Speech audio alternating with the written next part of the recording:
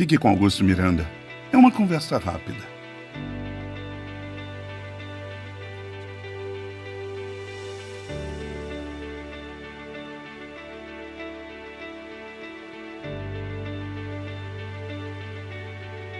Meus amigos, nós chegamos num determinado momento, tanto eu estou aqui no Brasil, vivendo um momento muito diferente do momento que vocês vivem na Europa. A doença aqui no Brasil, ela gerou uma polarização política, da qual eu não vou falar, não vou tomar partido, mas essa polarização política gerou também um aumento muito grande no número de mortes. Então, nós vemos que o assunto Covid ele serve para muita coisa. Ele serve para gerar divisões políticas, para engrandecimento financeiro, ele serve para muita coisa, sem que as pessoas que manipulam esses assuntos elas tenham um pingo de compaixão ou piedade pelas pessoas que sucumbem ao processo da doença em si, ao processo biológico e fisiológico da doença. Então, nós, como pastores, eu, como pastor, tentei separar em 4 temas assuntos que sejam relevantes para a nossa saúde espiritual, para a nossa saúde psicológica, porque o número de pastores, não só na Europa, como aqui no Brasil também, no sul do país, os amigos que nos escutam, que conhecem o Brasil, no Rio Grande do Sul, nós temos um aumento muito grande no número de suicídios de pastores. Isso nos preocupa. Essas pessoas elas estão sucumbindo por covardia ou por doença. Eu entendo, como psicoterapeuta, que ninguém, nem o cristão, nem o não cristão, nem o ateu, nem o espiritualista, quando ele chega ao estado do suicídio, isso é um senso, né? Um senso comum para quem trabalha na área de psicoterapia. Ninguém se mata por vontade própria. Quem mata a pessoa é a doença. E qual é a doença que mata? É a depressão. Então, vamos abordar primeiro o tema do isolamento. Eu fiz aqui algumas considerações para que nós pudéssemos ser mais sucintos o possível dentro desse assunto.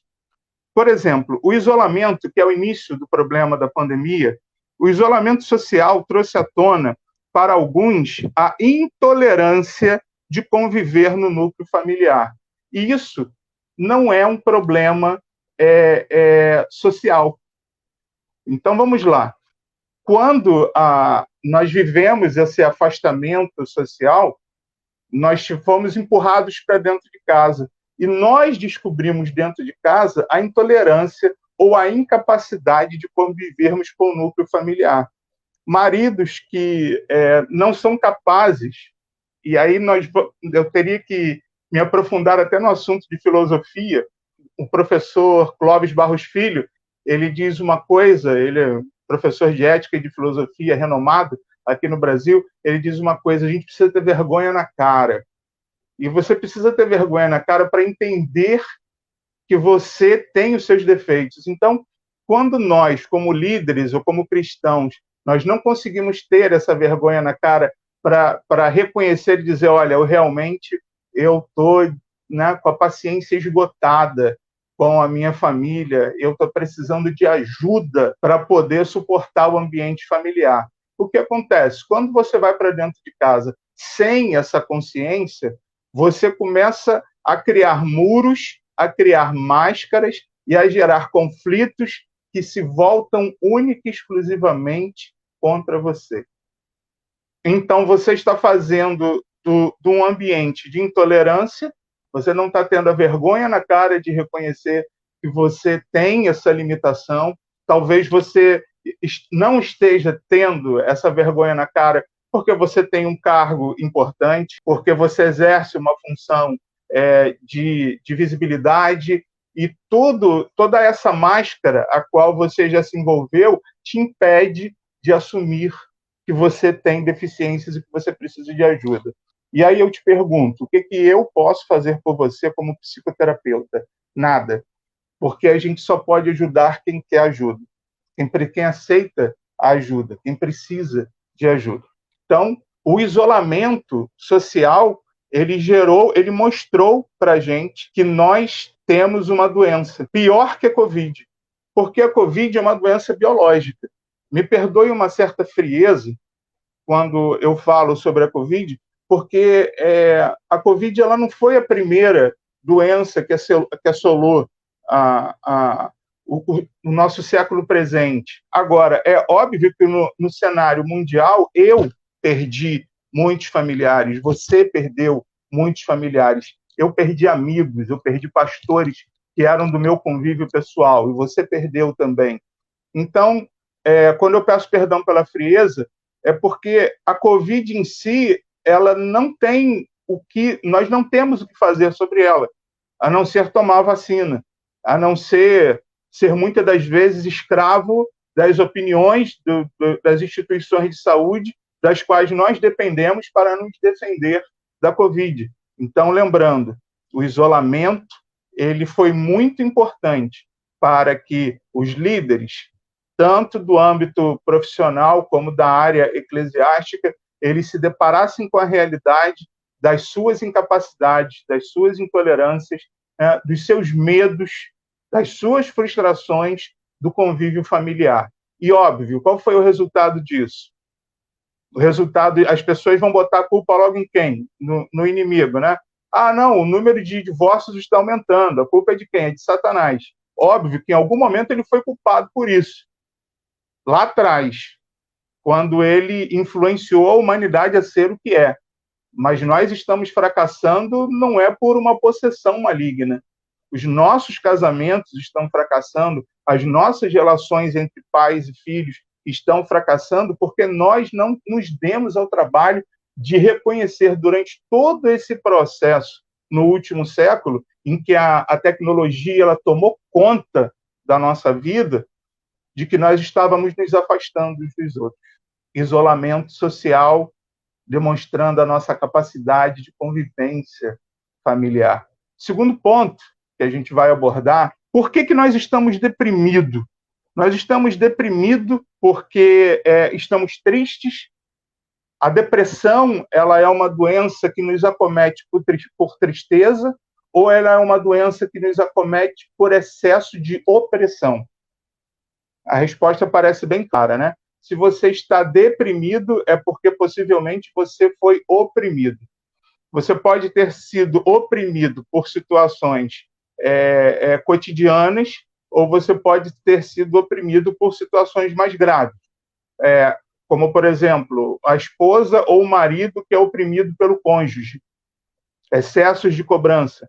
Infelizmente, o número de mulheres oprimidas pelos maridos é muito maior do que o número de homens oprimidos por mulheres. Saímos do isolamento, estamos falando de depressão.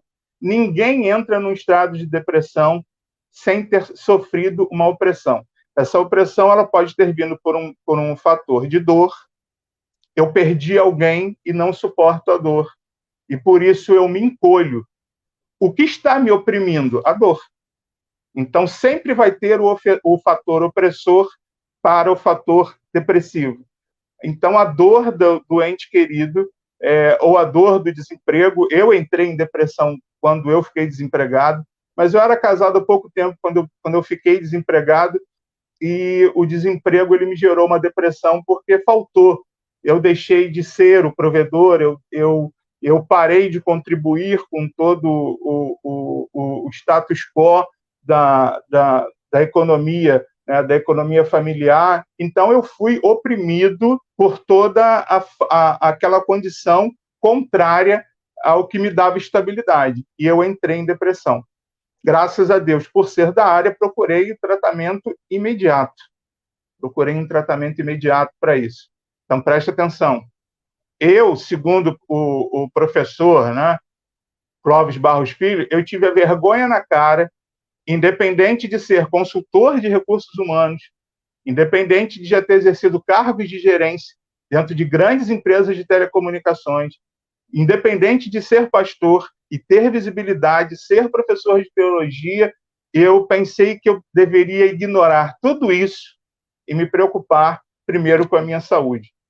Então, todo o status que eu alcancei não deveria ser mais importante do que a minha saúde psicológica e a saúde psicológica da minha família. E por isso eu busquei tratamento. E para buscar tratamento, você tem que ouvir muitas coisas que você nem sabe que tem. Eu ouvi muito do meu psicanalista e do meu psiquiatra, muitos problemas que eu tinha, que eu nem sabia que eu tinha, e tive que ter o bom senso de acatar e me expor ao tratamento, porque eu estava sendo oprimido.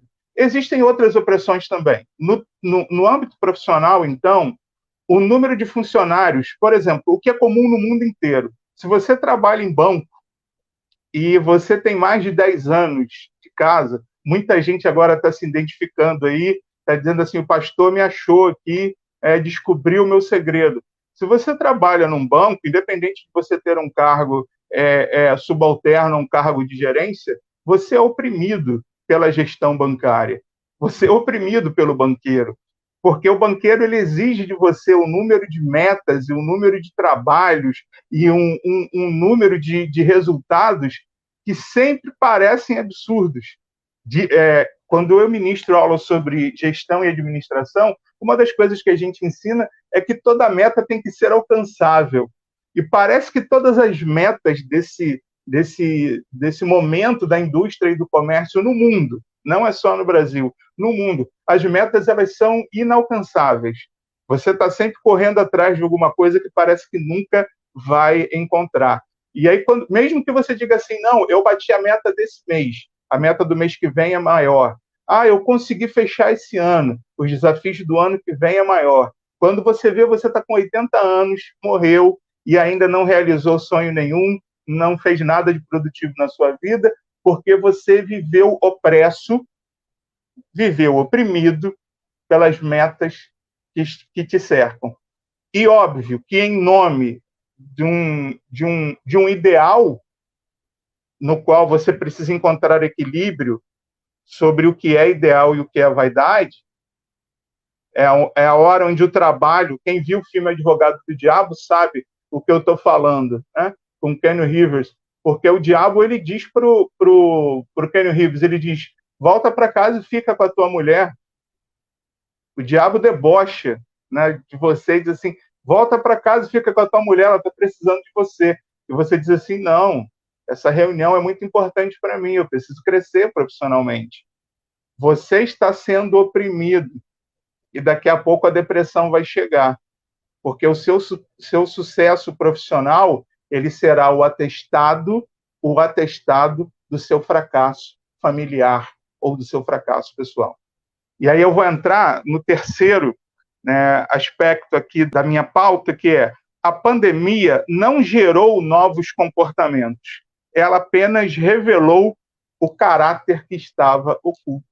Se você olhar para o âmbito espiritual, apesar de todas as perdas irreparáveis que nós estamos sofrendo no âmbito emocional, apesar da dor de uma dezena de filhos que foram apartados de seus pais e de suas mães, uma dor muito maior de mães que estão sendo apartadas de seus filhos, essa pandemia ela está trazendo espiritualmente um chamado de Deus à atenção. O isolamento social ele traz prejuízos financeiros, mas os prejuízos financeiros têm muito mais a ver com polarização política do que com a Covid em si. Então, vamos tirar a parte medíocre da pandemia. Vamos cuidar apenas da parte real, que é a parte da perda dos nossos entes queridos, o medo que muitas pessoas sentem de ter Covid.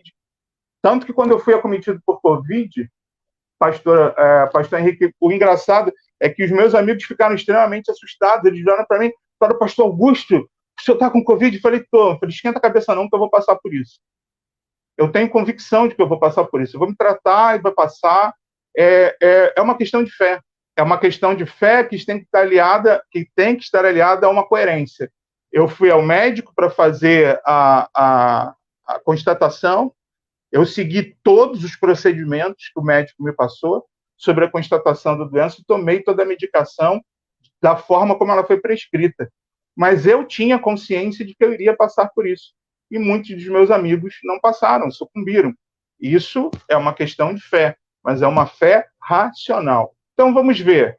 Nós estamos sofrendo as perdas, elas também contribuem com o processo depressivo, que a questão da depressão ela tem muito a ver com aquilo que te oprime, e quem não se sente oprimido pela ausência de um ente querido, quem não se sente oprimido, muitas das vezes, não só pela ausência do ente querido, mas quando o ente querido ele é o sustento da família, e aí o desespero aumenta quando aquela pessoa se vai, porque eu perdi minha referência emocional e agora ainda estou desamparado financeiramente. Isso são situações opressoras. Mas isso tem a ver com a Covid? Será que essas coisas elas não aconteciam antes da Covid?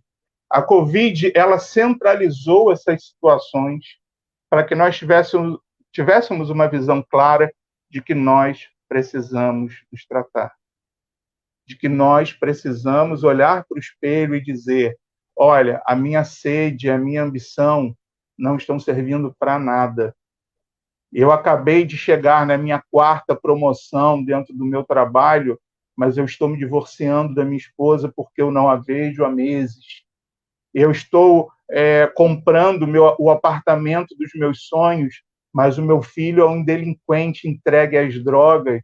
Ou talvez até um menino estudioso, e vamos pedir a Deus que o seja, mas que não suporta me enxergar como pai, que não aceita me chamar de pai porque eu abandonei no processo do meu crescimento profissional. A pandemia, ela tirou uma fotografia muito grande da nossa humanidade, e a fotografia saiu muito feia. Nós estamos sendo oprimidos por muitos fatores que estão gerando depressão. Os pastores estão se suicidando porque, primeiro, as igrejas elas são muito mais. Crente velho, às vezes, é complicado. No mundo inteiro, as igrejas tradicionais são repletas de crentes antigos doentes que matam pastores. Ameaçam pastores de que, se eles não fizerem aquilo que a igreja espera, eles serão demitidos dos seus cargos. E nós não estamos falando de comportamentos bíblicos, não. Nós estamos falando de comportamentos hipócritas e morais que as igrejas esperam que os pastores assumam, e que os pastores, muitas das vezes, adoecem, não concordam com aquilo, mas sucumbem, não conseguem, não encontram forças para lutar contra a verdade, temem a perda da renda, temem a perda do ministério. O nosso problema social ele só consegue ser analisado de fora. Se nós nos contaminarmos com esse psicológico afetado pelo emocional da pandemia, a gente nunca vai conseguir tratar as pessoas. Porque nós temos convicção, né? Falamos aqui várias vezes que nós temos a convicção de que a pandemia ela é real e ela está trazendo danos emocionais verdadeiros para nós, mas ela também está trazendo essa fotografia de que não é culpa da pandemia que nós estejamos nos divorciando, não é culpa da pandemia que nós tenhamos incompatibilidades familiares, não é culpa da pandemia. São doenças nossas que nós devemos procurar um tratamento urgente.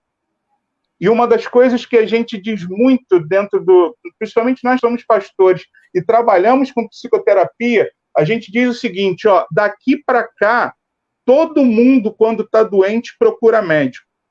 Daqui para cá, quando você está doente, você quer procurar a igreja. Depressão não se cura com oração. Depressão se cura com terapia. E aí até na live em que nós estávamos, do grupo Quem Somos, no qual eu tive o prazer de conhecer o pastor Henrique, um dos pastores perguntou: mas pastor Augusto, Deus não pode curar a depressão? E eu disse para ele: meu querido, um Deus que ressuscita mortos e um Deus que cura câncer é um Deus que cura depressão num estalar de dedos. Mas nós precisamos ter a coerência, assim como o Deus pode curar o seu problema de artrite no joelho ou o seu problema coronário, ele pode curar, e realmente algumas pessoas têm alcançado cura, mas é obrigação sua buscar o ortopedista e o cardiologista.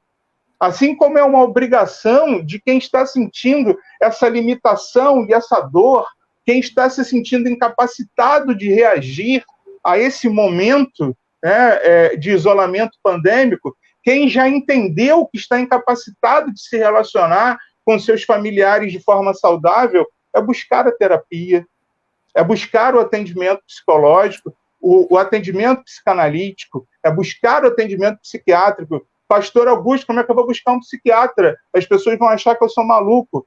Essa visão é a visão mais retrógrada do mundo. É importante deixar aqui para a comunidade cristã que nos assiste, né, também tenho certeza que nós estamos sendo assistidos por pessoas cristãs e não cristãs, e que bom, né, que nós estejamos nesse ambiente eclético, que para a comunidade cristã, eu como pastor, eu acredito em problemas espirituais, sim. Nós cuidamos como pastores de problemas espirituais, sim, mas como o pastor Henrique disse, nem tudo é espiritual. E muitas das vezes os nossos problemas espirituais, eles começam por causa de fraquezas psicológicas. Verdade. Às vezes aquilo que nós chamamos de brecha, né, no meio evangélico, a brecha para que você tenha um problema espiritual, ela começa numa incapacidade sua, que pode ser orgulho, falta de perdão, falta de compaixão, falta de amor, e o seu coração endurecido, óbvio, que é um instrumento perfeito para que, né, entidades ou comportamentos malignos assumam a sua vida ou interfiram na sua vida, tanto pessoal como na sua vida relacional, na sua vida social. Se nós chegarmos nesse novo século entendendo que as doenças do psiquismo humano, elas são tão sérias como as doenças biológicas ou fisiológicas, se nós conseguirmos entender isso, nós vamos ter uma próxima geração muito mais saudável. Porque a minha incapacidade de reconhecer meus erros, ou seja, vaidade, elas geram doenças físicas em mim.